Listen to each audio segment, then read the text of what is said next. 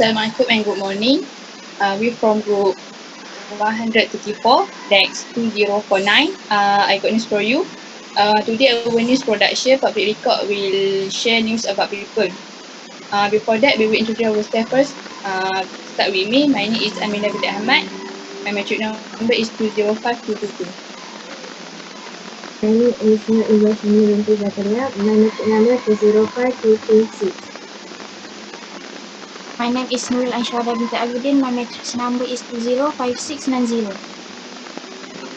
My name is Muhammad Akbar Zaim bin Muhammad Jafri and my matric number is 207548. My name is Shireen Sofia binti Sumit. My matrix number is 208465. My name is Muhammad Aidit bin Ahmad Fauzi. My matric number 207065. My name is Muhammad Siti Shahid bin Muhammad Nur. My number matric is 208532. My name is Najla Shazana binti Nordin. My matric number is 207467. So start first, my topic is Mudibah Bazari. I got from Google and YouTube. Mudibah Bazari is known as the Iron Lady and the true face of Pakistan. She was born on 3 March 1987 and her hometown is Himyarkhan, Pakistan. She has done Bachelor in Fine Arts and Mudibah was being chair since 2007 with the tragic road accident which has changed her life. So Mudibah was heading toward her hometown when she met a dreadful accident that made her paralyzed for her entire life. Her husband fell sick when driving the car, and Mudibah Bazari was stay in hospital for 2 years. And then she got divorced by her husband for her disability, and she got abandoned by her fathers. And now she live with her adopted son. And recently, her ex-husband, Kuram Shahzan, filed a lawsuit against Mudibah and sued her for 10 million. He approached the court against Mudibah Mazari for blaming, defaming, and bashing him for all her affliction. So this case is still under the process and the decision is yet to be announced. For your information, Mudibah Mazari is an amazing painter. She has her own brand, Mudibah Canvas, and she is also a social activist. Mudibah Bazari has been active part of many social campaigns. She has always spread awareness about child abuse, gender discrimination, and she has always worked for children rights, education, and guide people against child abuse. And Mudibah Bazari is the UN Women Ambassador. She is included the BBC 100 Women list for 2015. Mudibah is among the 4 American women. She is the brand ambassador of Body Shop and Chungtai Lab. She also did modeling for Toni and Guy. Mudibah Bazari has established her own brand known as Mudibah Canvas. The slogan of her brand is "Let Your Words Wear Colors." And Mudibah Bazari also as a anchor on PTV. She has the honor of being the first anchor who is in wheelchair. Mudibah Bazari has done modeling for famous Toni and Guy. And now she also brand ambassador of the Body Shop in Pakistan. She also going to start his career as the host. And Mudibah Bazari motivating people through the platform of TET.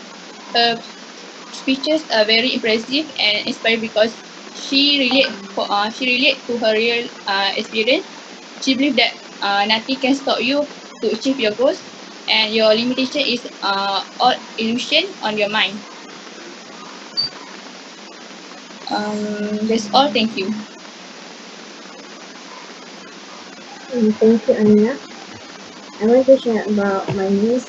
I want to share about Raja and Najah from the New York Times. Raja and Najah is a volunteer paramedic from Gaza. She became popular after her photos spread widely in the social media because of she often photo wearing her white navy uniform with colorful scarf, and it determined expression on her face as she entered the restaurant in order to treat the wine.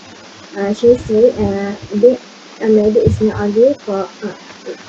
only a job for men, but it is also for women.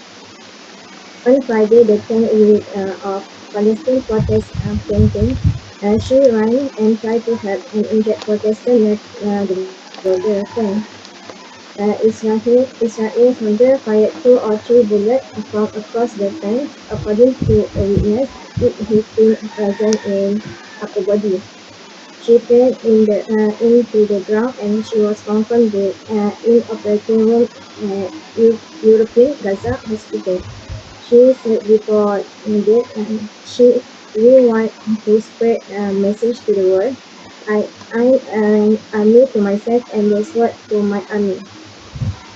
We have one goal that is to rescue and evacuate and to send a message to the world that we without weapon we can do anything.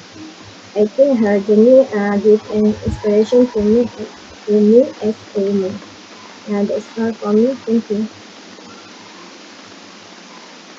Thank you, Ilya. So I want to share about Jeff Bezos commits $10 billion to fight climate change. So Amazon founder Jeff Bezos said that he plans to spend $10 billion of his own fortune to help fight climate change. Bezos, the world's richest man, said in an Instagram post that he will start giving grants this summer to scientists, activists, and non-profits working to protect Earth. I want to work alongside others both to amplify non-waste, to explore new ways of fighting the devastating impacts of climate change. Bezos said in the post. Bezos said in the post that he will call his new initiative the Bezos Earth Fund. An Amazon spokesman confirmed that Bezos will be using his own money for the fund. Despite being among the richest people in the world, Bezos only recently become active in donating money to causes as other billionaires like Bill Gates. Bezos, who founded Amazon 25 years ago, has a stake in the company that is worth more than $100 billion. That's all from me. Thank you, Ain. So I'm going to share my news that I got from Reuters. This news is talking about the co-creator of Ice Bucket Challenge, who is Patrick Quinn. He died at the age of 37 because of ALS disease. Patrick Quinn created the Ice Bucket Challenge uh, to make a campaign or fundraising campaign to support doctor and research to create a cure for this disease. Um, during his campaign, he has raised more than 220 million dollars. He have been diagnosed of ALS disease on March 8, 2013. He has been fighting for that disease for 7 years, and he also have been nominated as a Person of the Year by Times Magazine. That's all for me. Thank you. Thank you, Akbar. So, I will share a news about the woman who poisoned makeup to help over 600 women murder their husband from Medium.com. So Julia Tofana killed hundreds of men in 17th century Italy when she turned her makeup business into a poison factory, selling a deadly concoction called aqua tofana. It was completely tasteless, odorless, and colorless, making it the perfect poison to make into a glass of wine. Thought to have been laced with arsenic, lead, and belladonna. Tofana helped aspiring widows murder their husband during the Renaissance in an era of arranged marriage that left no possibility of divorce. The only way out of an unhappy marriage was death. One married husband could beat their wife without facing any punishment. No wonder some women wanted to be a widow. So Tofana was able to murder husband of men, hundred of men over the course of nearly 50 years without being caught, until a bowl of soup caused her downfall. In the 1650s, one of Julia Tofana's clients got cold feet. She bought the aqua tofana and taken it home. She even goes so far as to put the poison in her husband's soup. But suddenly she had been gripped with regret. She stopped her husband from eating the soup, and the suspicious man forced her to tell the truth. Then he turned her over to the authorities in Rome. She finally confessed and pointed the finger at Julia, who had sold her the poison. Then Julia also confessed and got executed along with her daughter and three employees. So that's all for me. Thank you. Thank you, Sophia. Okay, for me, I would like to share news about Muslim fighter in UFC champion, which is Khabib Nurmagomedov. I'm sure that you know who is Khabib Nurmagomedov. Okay, we know the name all over the world. 37 years old Khabib Nurmagomedov is currently the undefeated UFC lightweight champion with 28 wins and 0 lose. He also holds the record for the longest undefeated streak in MMA history. As a hero of the Muslim world, the Russian Dagestani champion has inspired the new generation to follow in his footsteps. According to the news, my source from Muslim politics, it's been told that uh, who is Nurmagomedov really is. So Khabib Nurmagomedov in start his career in 2011, which is Khabib start his UFC career in the lightweight division. He defeat his first opponent Kamal Shalares in 2012 and proceed to climb the ranks. Khabib is described by personalities like Joe Rogan, George, and fellow MMA colleagues as an unstoppable force. He ran his way through the competition, comfortably defeating opponents like Dustin Poirier, Rafael dos Anjos, and one of the sport's most famous personalities, Conor McGregor. He currently scheduled to fight Tony Ferguson. However, the matchup has been cancelled for the fifth time due to health issues and the COVID-19 pandemic. And however, it's not gonna happen because Khabib ni, already retired from his fight due to his father on which on the 3rd July of 2020, his father Abdul Manap Nurmagomedov passed away. The late Abdul Manap had heart complication due to COVID-19 in March and unfortunately suffered a stroke.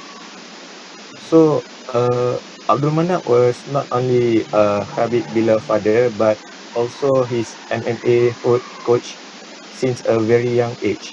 He was an army veteran in Dagestan who trained in judo and sambo. Nevertheless, Khabib often cite his father as one of the greatest figures of support in his personal and professional life. So, mm, the Nurmagomedov are the proud Muslim, which Khabib and Abdul Manap, including other Dagestani fights such as Islam Makashif, have openly expressed their proud faith in Islam. So, Khabib expressed the impact of Ramadan during later which previous fight on his training and the balance he maintains with his faith and with his professional career. He expressed that his faith always supersede his career. Uh, he also said, religion for me is number one. sport is not for me, number one. If I fight and I become famous, now I can talk to people more. I can say do this and this because a lot of people are watching. I want to be a good example and a good role model in cage and outside the cage. That is my goal. So that's what a speech that Khabib told. So that's it from me. But I want to know, you to know what the little interesting fact that uh, what the meaning of Khabib Nurmagomedov. So Khabib mean beloved in Arab, beloved one. So Nurmagomedov is Nur, which is light, and Magomed is Muhammad. So Dov just a accent of Russian. So Khabib Nurmagomedov, which is the light of the beloved one, or the beloved one Muhammad. So Habib Nurmagomedov. So though, that's it from me. Thank you. Okay, thank you, Adit, for his story. I will continue with Fakunda story. I got this news from the New York Times by Anissa J. Rubin. Okay, the story start with Fakunda first visited the Shahdo Shanmira shrine, and then it was Wednesday. The woman commiserate about their life. They visit the fortune teller to buy amulets for them to get pregnant, find a husband, or have male children. But Fakunda was against it, and then he tell the he tell the Zainuddin, you are abusing the woman, you are charging them money for something that is not Islamic, that is not religious. And then the custodian said back to Fakunda, he said that, who are you? What are you to say these things? Get lost. Zainuddin said. Zainuddin is the one who accused Fakunda for burning Al-Quran. And then what Zainuddin do is he took the burnt papers and added them some old pages of a burnt Al-Quran, and then he showed to all people outside of the mosque as the proof that Fakunda burned the Al-Quran. And then Fakunda was gathered by many person, nearly 40 until 50 men, and then she was being asked whether she did burn the Quran, and then she was beaten for that. She was beaten so hard, and then her body has been dragged 300 feet by a car at the back of a car, and then her body was being thrown away by a riverbank. Not enough of that, the men that uh, punish her also want to burn her alive. They doesn't the fire doesn't ignite because there is so much blood. And then Fakunda was very unconscious at that time.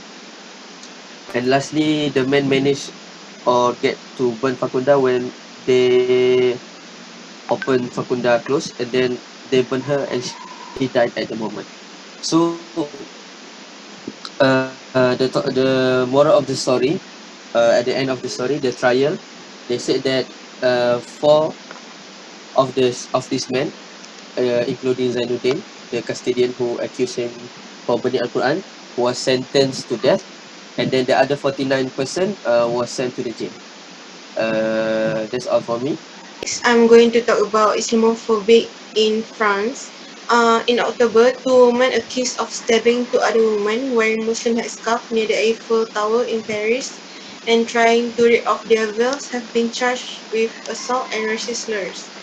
The case comes amid hidden racial tension following the killing last week of French teacher who had shown his people caricatures of the Prophet Muhammad on in the Charlie Hebdo cartoons. If you didn't know, Charlie Hebdo have been uh, talk they describe Muhammad, and they have been talking back about Islam. Two men accused of the assault were drunk when they came across a group of Muslim women and children in the Champ de Mars park at the foot of the Eiffel Tower. The Muslim family complained about the other woman's dog, saying they felt threatened by it. In the in the ensuing argument, one of the women with the dog pulled a knife and stabbed two of the veiled women, aged 19 and 14. The 40-year-old woman sustained 6 stab wounds and is being treated in a hospital for a perforated lung. The younger victim was stabbed 3 times and was also treated in hospital but has since been discharged. Both victims claimed their attacker called them dirty Arabs and told them this is not your home. The incident caused a furor on social media with some people accusing the French media of remaining silent about an attack they saw as a clearly anti-Muslim. When the this news break on social media, the Middle Eastern country decide to boycott the French product, which some of them are from Garnier and L'Oreal, and a lot more. For the first few days of boycotting the French product, the France have been lose about 7 millions, uh, and now, Macron, the president of the France, said that Muslim children will be given a unique identification number under the law, which the government will use to monitor their activities and potentially penalize their parents. That's it from me.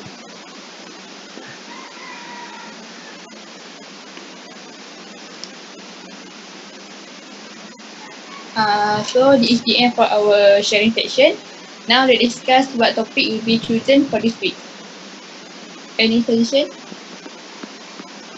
I will. I would like to suggest news from Najla Okay. because it say about Islamophobic. So we must be aware about this phobia and spread the awareness among us to make ways to overcome this problem. That's it from me. I will choose Sophia's new and Amina's new. Because Sophia news is really interesting news because never heard of it. Trying to kill their own husband using cosmetic products. And for Amina's news, it show the motivation of a person towards even though she have a disability, she able to show her motivation to help other people. That's all from me.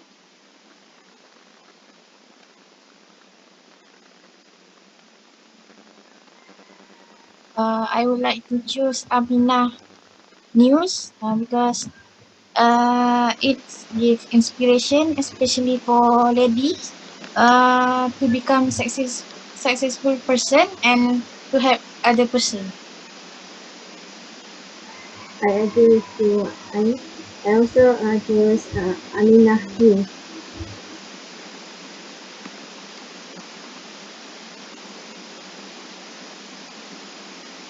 I agree with Ilya. Choose Amina News also.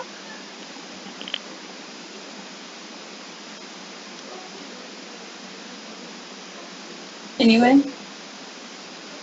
I'm also agree with majority that choose Amina and Sophia as to presentation.